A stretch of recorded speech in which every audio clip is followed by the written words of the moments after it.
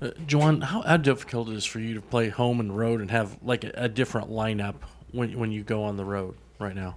Yeah, it's not easy. I would not try to sit here and kid you not that it's comfortable for us.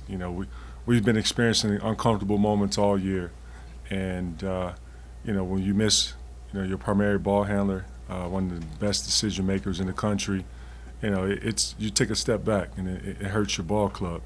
But we've tried to manage a way of because of the you have competitive guys that's every time they put that jersey on, they're going out there competing no matter who's out there or not.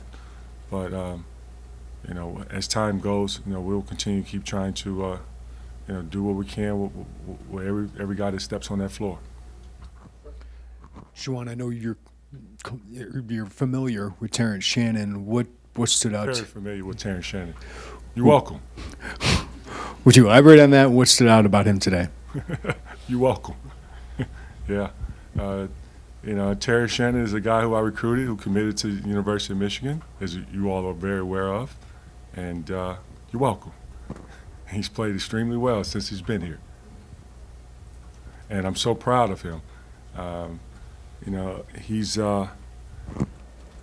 started out the season playing great basketball. And then when he took that break, he came back. It's like he hasn't lost a step, and that's so hard to do, sitting out for the time that he did, and to hit the ground running like he had missed. And I commend their staff for, being able to support him throughout this process. But it's not easy for a young man what he's been through, and I'm sure what the young lady has been through. It's not easy on both sides. But I wish that Terrence can stay healthy and finish up this year. So I think he has a lot of basketball ahead of him. Juwan, Doug was one of, I think, 3 players who didn't make the trip for you today. I guess how much is your lack of bodies, how much does that affect your strategy in game? Well, we never make excuses for ourselves. No one is going to feel sorry for us, and we're not asking for anyone to feel sorry for us. With the 8 guys that played from the rotation, we felt very confident that we had a chance from start to finish. Illinois is a great team, and they showed that tonight. And they're also a very talented ball club, a well-coached team as well. But we pray that our guys get healthy, which we know they will, and then we'll be at full strength soon. It's hard for me to tell sometimes live. Did you try like a different kind of zone tonight than you'd showed? I'm not going to tell you what kind of zone it was, but we play zone. Just leave it like that. All right, I will. Not only was the three-pointer not falling for you guys, but Illinois' three-pointer was falling. How hard is it to win a game when both those things are happening at the same time? Yeah, it's very challenging. This is one of the few games we've had where we only have made 1 3-pointer and missed 9. Illinois, they made 8, and T. Shannon made like 4 of those 8. But it's offensively. I don't think that was the biggest problem for us. It was defensively. Defensively, where we allowed too many open looks for some of their shooters in the first half. Also, there was paint points where we know T. Shannon was going to put his head down in transition. Like Olivier said, he's so athletic and strong that we tried to, of course, keep a body in front. Jalen, that one call, which I thought it was a charge, it ended up being a foul call on him. But that's the type of pressure you're dealing with when you're facing a guy who's so strong and athletic. But then to add to their entire roster, they have some guys that that can score the ball, that are also talented and skillful. This team is really good. And they're gonna have a chance. They're gonna make some noise. In the tournament. I really predict that. We'll go 2 more, front row. I guess, Juwan, you've seen Coleman Hawkins kind of throughout his whole career going up against him. How has he evolved as a player, and what does he bring to Illinois that makes him difficult? Well, let's start with his experience. He's played in a lot of, big games early on. And each year he's progressed. He's always added something to his game. And, I would say this year he's shooting the ball extremely well from the outside.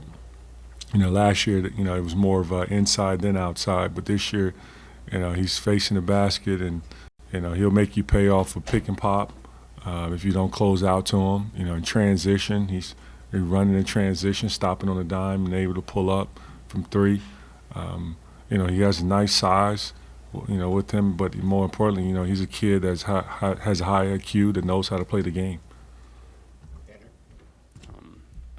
I know the losing's not fun, but are you still enjoying the daily grind of coaching and Man, trying to improve? I was sitting there. Let me tell you this. September 15th, I spent 15 days in the hospital with open heart surgery. And those 15 days in the hospital was like nights of thinking and appreciating life, and always will. And so now to be here coaching, that's a blessing. A guy who almost lost his life. So do I enjoy coaching? You're damn right I do. And I enjoy, being with these young men and learning from them and growing with them. I enjoy working with my staff and challenging each other and helping each other grow. And, I enjoy the crowd, all the BS that they say to me, that's, try to, of course, distract me. And I enjoy that. That's what competitors do. When you're a competitor, this is what you've grown so much and embraced. I never forget, as a kid growing up here in Chicago, I always wanted to, be a basketball player, and then to accomplish an NBA basketball player, and then have an opportunity to coach on a collegiate level at my alma mater. Man, this is a blessing. And a lot of people love to have this job, but I don't look at it as a job. Thank you very much, Coach. Yes, Coleman, what was it like kind of watch Terrence take over at the end of that first half, and what did he give you guys tonight? Yeah, no, I thought Terrence did a great job.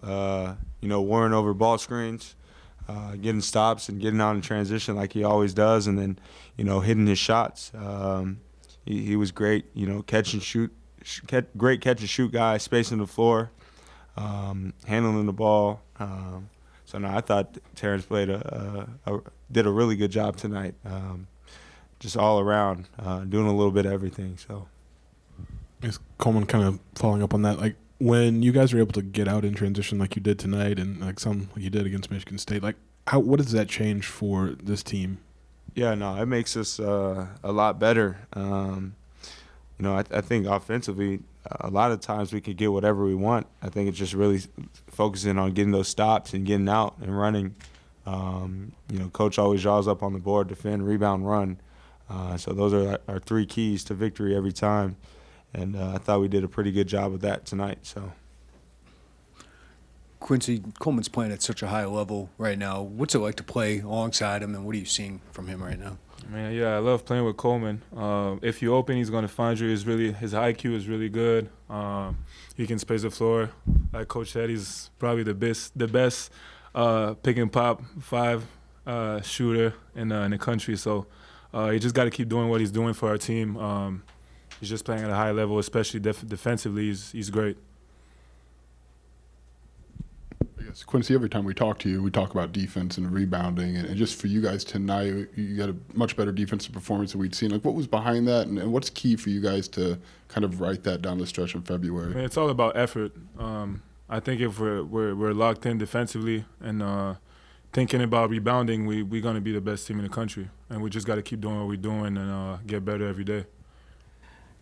Quincy, along those same lines, they started out with a few offensive rebounds early, and then you kind of shut them down on the defensive glass. Was that a point of emphasis heading into this game? Or? Yeah, because when we defensive rebound, we can run offensively transition. So with TJ, nobody can stop him in transition. So like I said, it's all about us rebounding and being locked in and communicate on defense and do all the right things.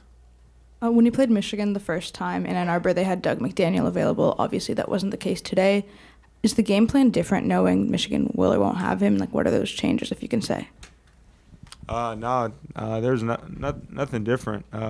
We knew Jalen was gonna, he's been playing at a high level as well, just like anybody else just like Doug whenever he plays. So.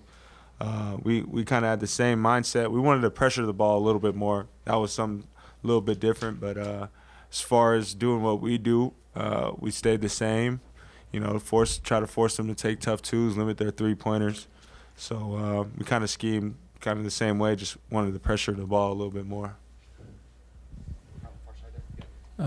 For either or both of you, they're not particularly deep. They had, a few guys that didn't make the trip to this game. Did you sense them wearing down at all as the game went on, fatigue being a factor? Not necessarily. I think we are aware, they have those guys. They're starting five that plays a lot of minutes. But, another key thing for us is not letting other guys impact the game, and I think we did a pretty good job of that tonight. Cheddar hit a few late, got a few rebounds late, but other than that, we kind of zoned in on those five guys that play a lot of minutes and just don't let those other guys impact the game.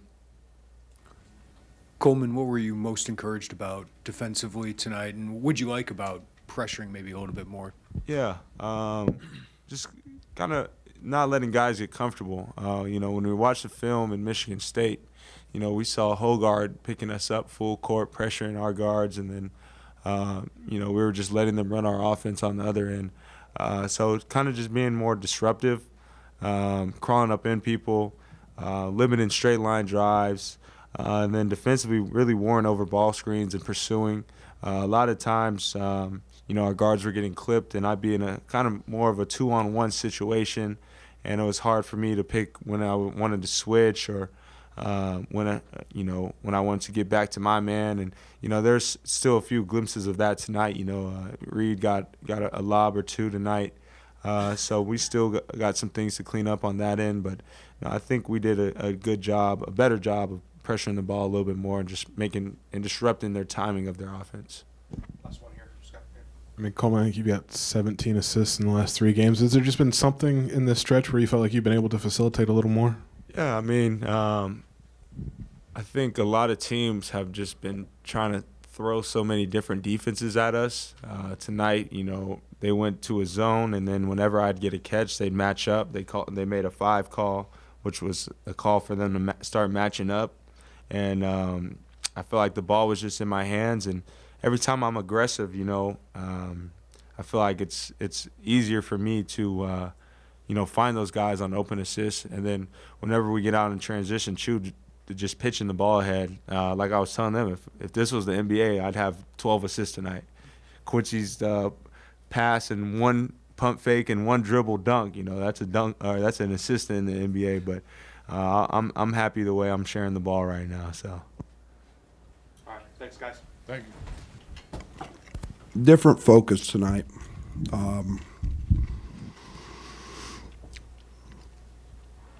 I think you guys found out the other day I wasn't very happy.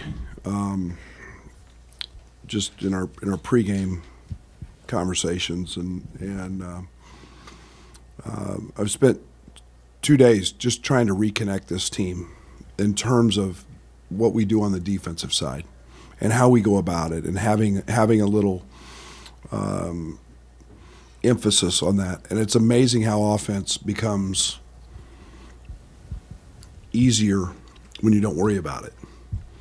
And I thought tonight was a great example of that. I thought I didn't know Terrence had 31 until I post game. But he guarded the basketball like he did early, and we got connected that way, and that makes things easier for us. But I thought our emphasis last 2 days, we didn't work 1 second on offense. We knew they were going to play a little zone. We worked on that today in shoot around. But it's all been about the defensive side and just getting back to guarding. And the only thing that we didn't do on that side today was loose balls and just come up with them. We got to be much better at that. That didn't impact this game, but it can impact us in March. So Coleman was fantastic. I thought he set the tone when they went to zone, getting the ball in the middle to him, and he just sprays it. And, the last thing he does is look to score, but he throws that thing out and gets TJ a couple wide open threes. 50% from the three-point line. You'll take that every night. 12 of them. I keep wishing we would shoot more, but But tonight was a solid night, and then I thought defensively we talked a lot about keeping them off the three-point line. I thought that was the one way they could beat us, is if Williams and Namari and Llewellyn made threes.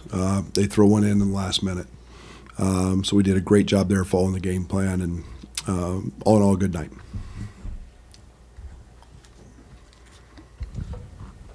Brad, what do you think, or what encouraged you most about the defense? Coleman said being more aggressive, pressing those guys a little bit. Maybe you liked that a little bit. What did you like? We guarded the ball. We weren't 8 feet off the ball. We guarded it. We actually connected with it, and you know, we're a team with size and length. We don't have Trent. You know, so we're not going to be that. We're more a team that we have to challenge. We have to rear view contest. We have to keep chasing guys, and instead, I think we got really comfortable just funneling them into Coleman, and you know, and then taking the easy way out by calling a switch, and we basically eliminated that tonight. And you know, it's what we did early, and it got us to 7th or whatever we were in the country, and you know, get back to being mean and nasty. Offensively, you guys, you say you didn't really work on offense, but those guys, it seemed like the ball was moving tonight, much better execution, cutting, you know, when they would come double, just seemed like you had a great game plan, even though you maybe didn't work a lot on it. What is that, just a testament to the age and skills of your guys? Yeah, and I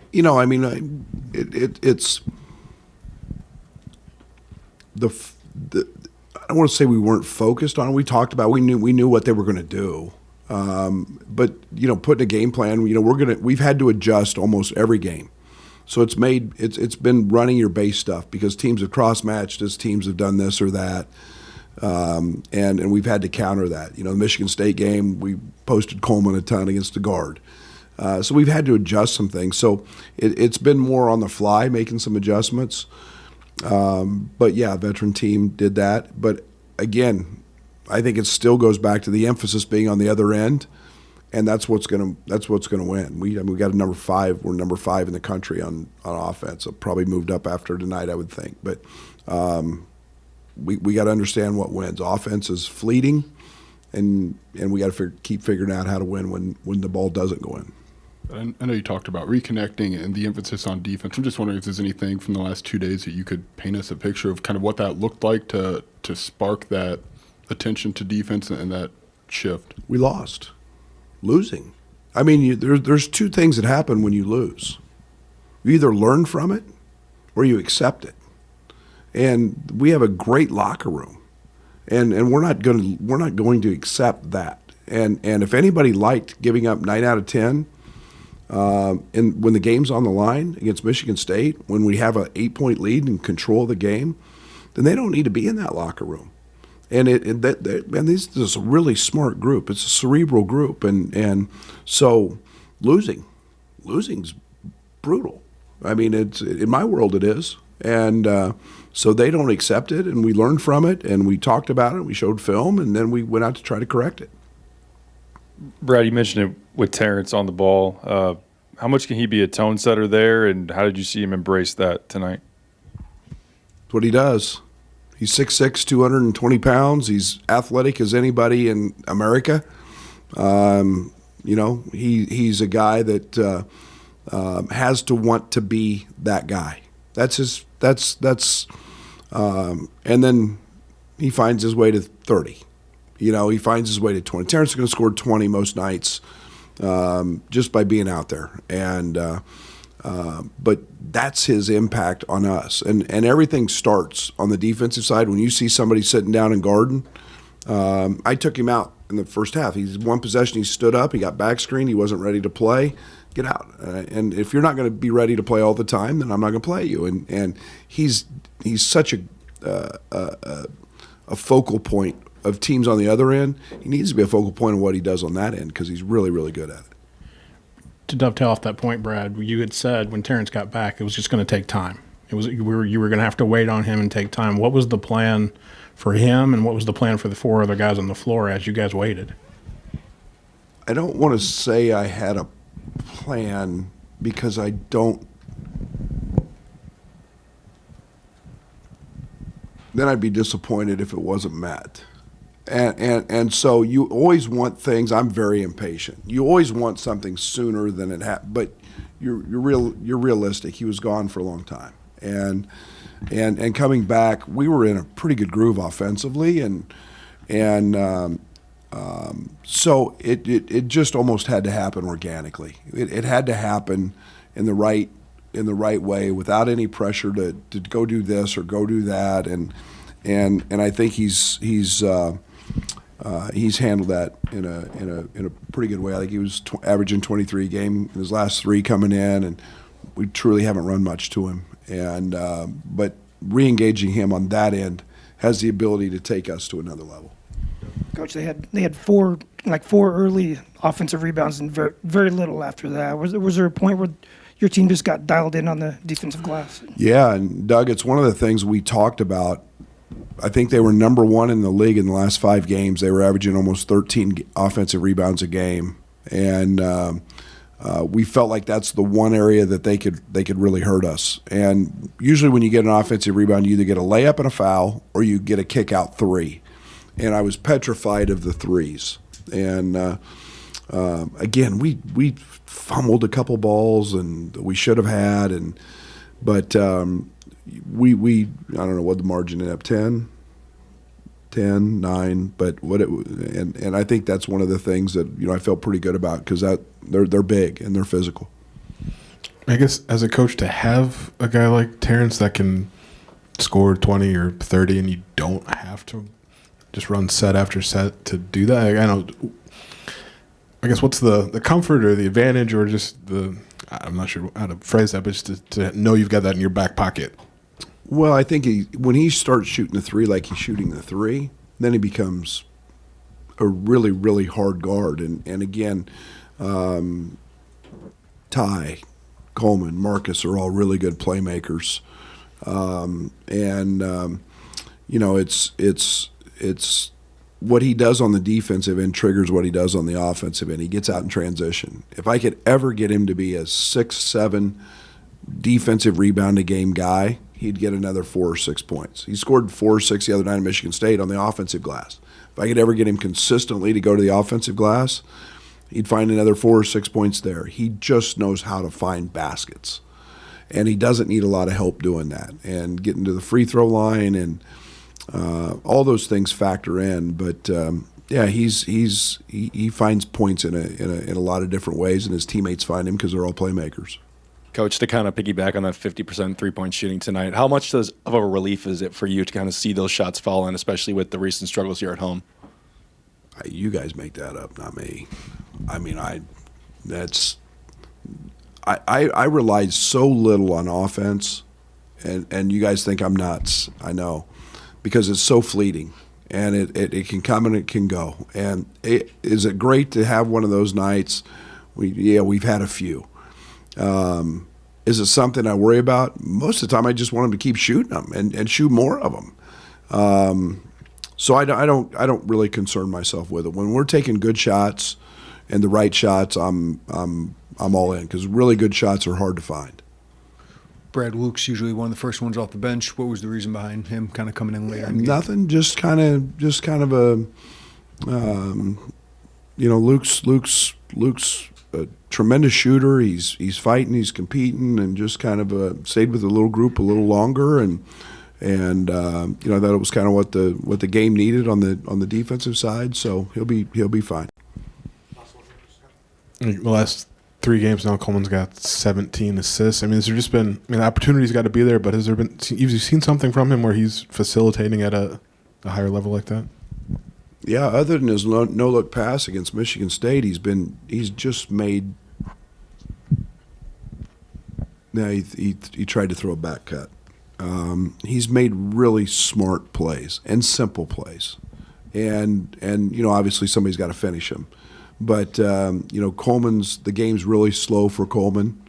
Mentally, he just sees it. He understands it. He's never sped up, and then playing in space has been great for him, because he's shooting the cover off of it. So teams are all, they were barking all night, shooter, shooter, shooter every time he touched it. And he's pretty gifted that way. Thank you, guys.